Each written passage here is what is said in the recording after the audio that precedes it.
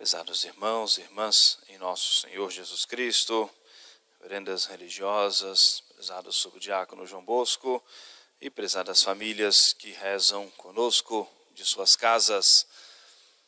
Hoje celebramos o domingo da Sagrada Família e um dia muito especial para a nossa reflexão sobre a família, obviamente, naturalmente, mas também sobre alguns ensinamentos tão básicos que a igreja hoje nos transmite para o nosso convívio social.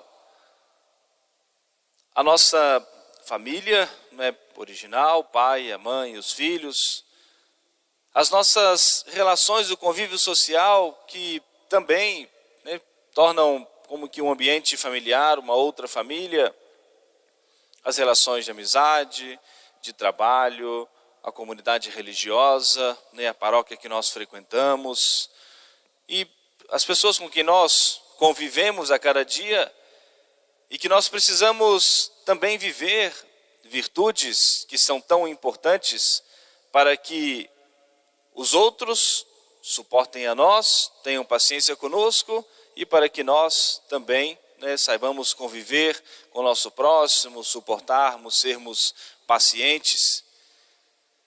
Em primeiro lugar, olhando os exemplos da família sagrada de Nazaré, é o evangelho deste domingo. Nossa Senhora e São José, que foram levar o menino Jesus ao templo para cumprir os preceitos religiosos. E toda a família, que eram piedosos, cumpridores da lei, iam uma vez por ano ao templo cumprir os preceitos da lei antiga, e Jesus já com 12 anos de idade, foram levar Jesus ao templo, como nos mostra São Lucas no Evangelho, cumprir os preceitos religiosos. Já para nós o primeiro ensinamento importante, esse compromisso da família de viver os seus deveres religiosos, esse compromisso dos pais de educarem os seus filhos, sobretudo na fé católica.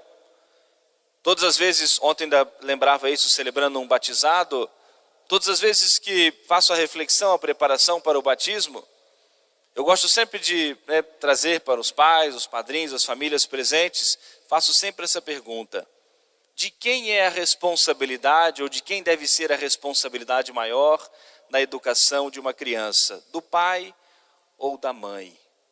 Todas as vezes, na preparação do batismo, sempre trago essa pergunta para uma reflexão. Porque, às vezes, na prática, é muito comum, às vezes, acontecer como que um jogar a responsabilidade para o outro. Fez tal coisa errada porque você não instruiu, porque você não educou, porque a responsabilidade, falamos diante da responsabilidade diante de Deus, é dos dois, pai e mãe. Respondem a Deus e vão responder a Deus pela educação dos seus filhos. E sempre faço essa reflexão, é natural que na prática até recaia mais sobre a mãe. Normalmente está mais tempo em contato com a criança, na grande maioria das vezes o tempo fora de casa, mesmo as que trabalham fora de casa, o tempo às vezes sempre, normalmente do pai é maior fora de casa do que da mãe.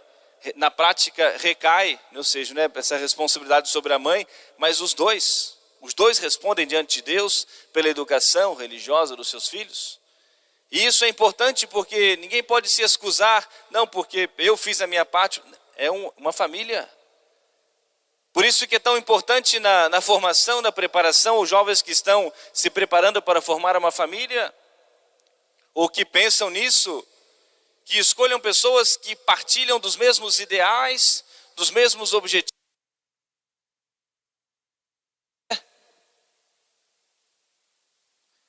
Que partilham dos mesmos ideais, dos mesmos objetivos, da mesma fé, dos mesmos princípios. Porque vão responder a Deus pela sua família, pela educação dos seus filhos, que Deus, porventura, conceder. E essa responsabilidade é demasiado importante nesse processo árduo da educação. Porque quando compartilham dos mesmos ideais, da mesma fé, do mesmo objetivo, já há dificuldade natural da educação dos filhos. Mas ainda se não compartilham do mesmo ideal, não compartilham dos mesmos princípios religiosos, não compartilham da mesma fé, ou dos mesmos objetivos de vida, às vezes até compartilham da mesma fé do batismo, mas os princípios religiosos, o ideal que tem de família, o compromisso que tem com a santidade da família, às vezes não são os mesmos. E isso vai trazer bastante dificuldade na educação, na formação das crianças, na formação dos jovens. Algo que é tão desastroso na sociedade de hoje, essa pressão avassaladora do mundo sobre a infância, sobre a juventude, sobre as famílias, querendo destruir, obviamente, o conceito de família, querendo perverter completamente o conceito de família, mas sobretudo naqueles que estão, e é bastante preocupante, em preparação para um futuro matrimônio, porque muitas vezes ficam presos somente no prazer carnal e passam às vezes um longo tempo no namoro e nem se lembram de discutir, conversar de vida, ideais de vida, os princípios que têm, o que pensam sobre os filhos, sobre a educação dos filhos, o que pensam sobre a família. E de repente se casam e às vezes, e agora infelizmente vem crescendo isso, primeiro faz uma experiência de convivência, né, e depois para ver se dá certo.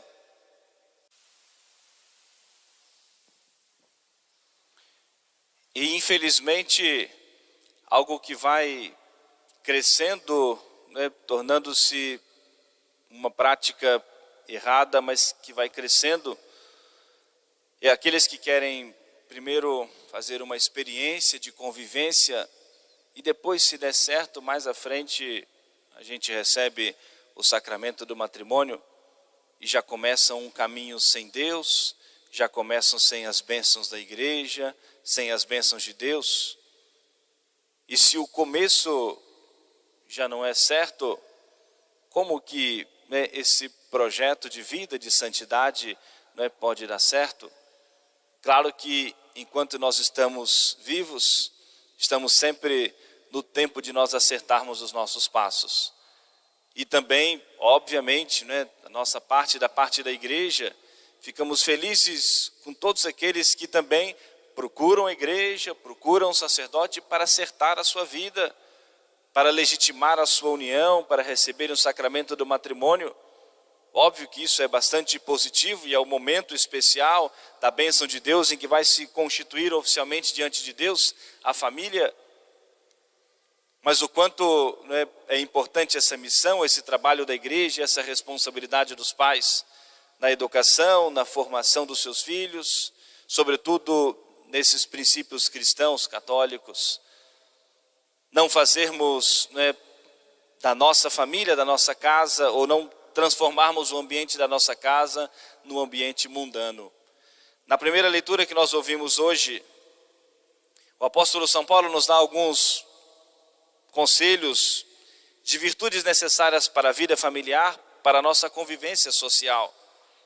E nos diz: meus irmãos, como escolhidos de Deus, santos, diletos, revesti-vos, primeiro, de misericórdia, de benignidade, humildade, modéstia e paciência.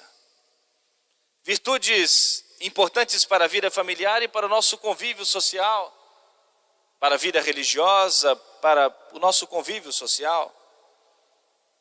Misericórdia, humildade, benignidade, modéstia e paciência.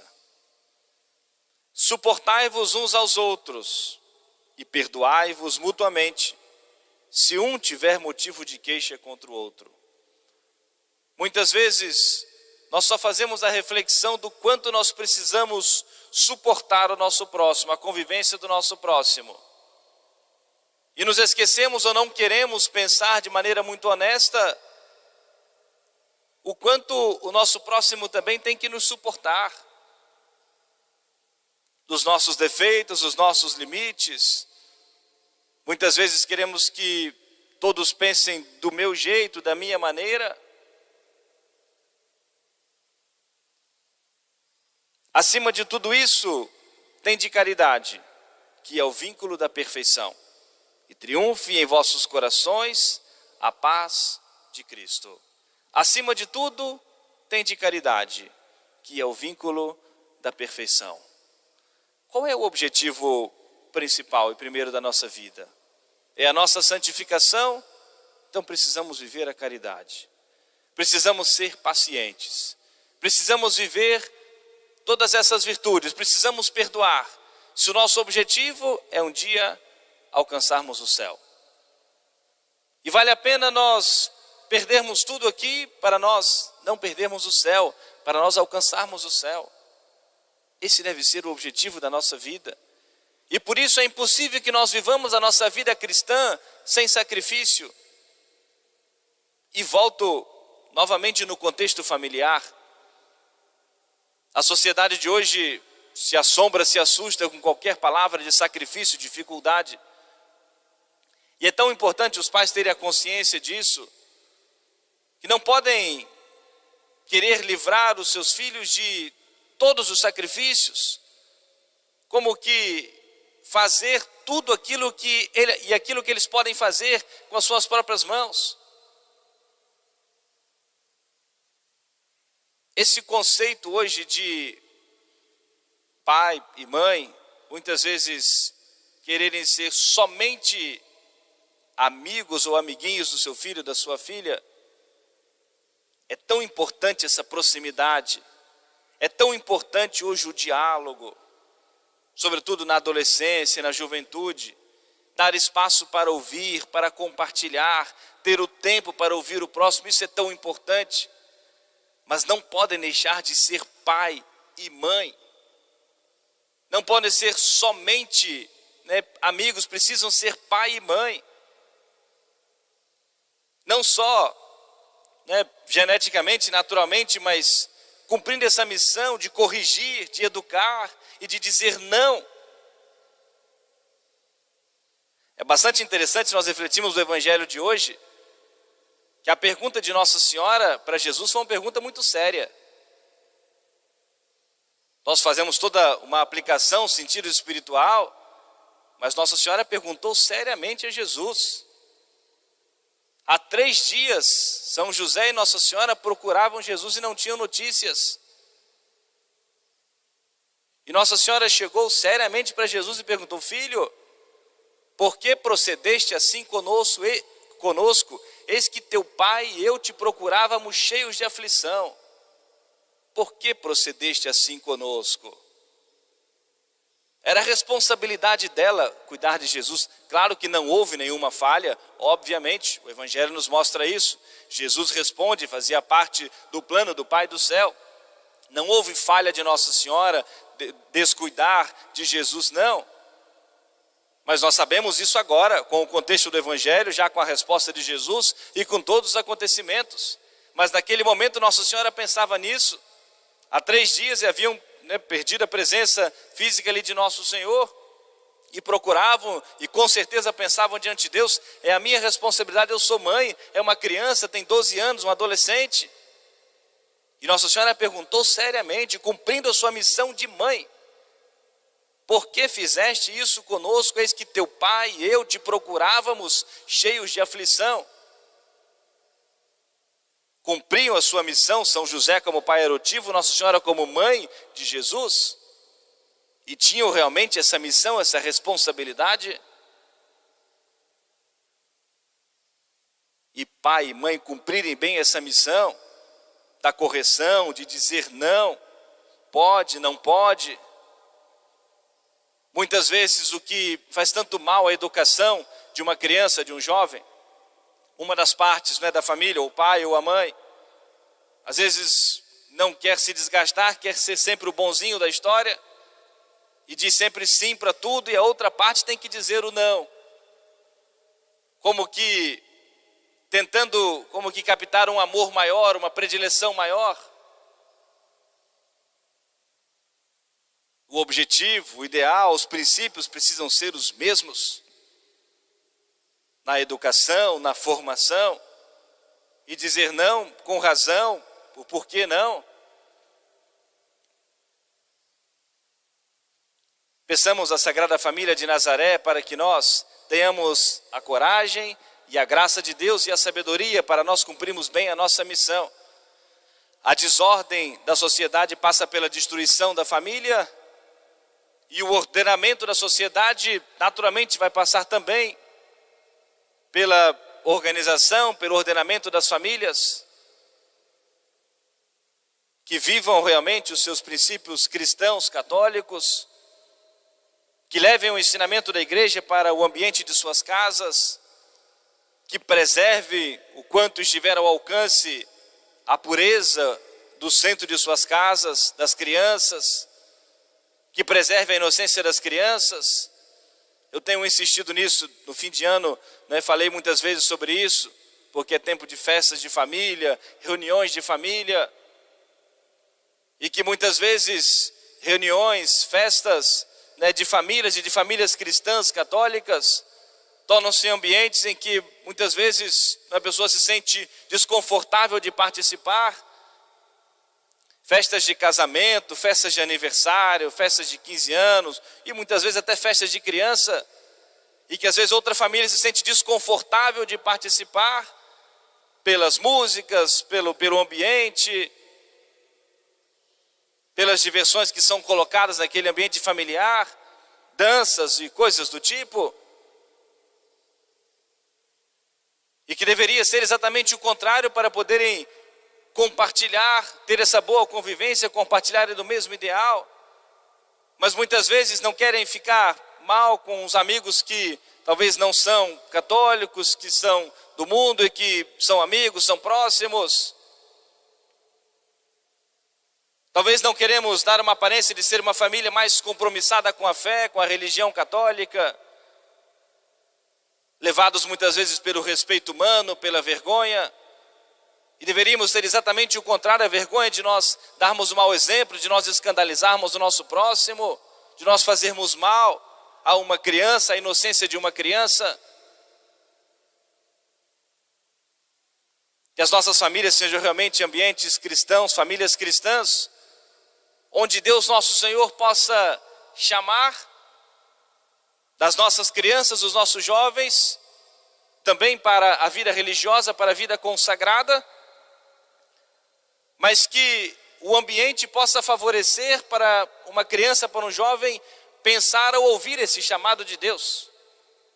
Independente de qualquer situação, nosso Senhor chama para a vida religiosa, para a vida sacerdotal, para a vida consagrada.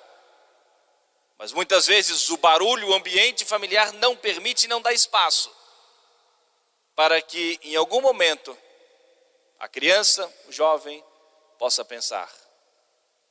E muitas vezes, e infelizmente, se uma criança, se o jovem muitas vezes traz essa reflexão, esse pensamento, é motivo até de zombaria, de chacota da família. E o quanto isso é desastroso e desencoraja uma criança de talvez trazer esse pensamento, daquilo ao mesmo passou esse pensamento na sua cabeça, pode ser um chamado de nosso Senhor para a vida religiosa, para a vida sacerdotal, para a vida consagrada. Eu gostaria de concluir com a oração da missa de hoje, a colecta da Santa Missa, para que nós façamos também dessa nossa oração. E assim rezou a igreja.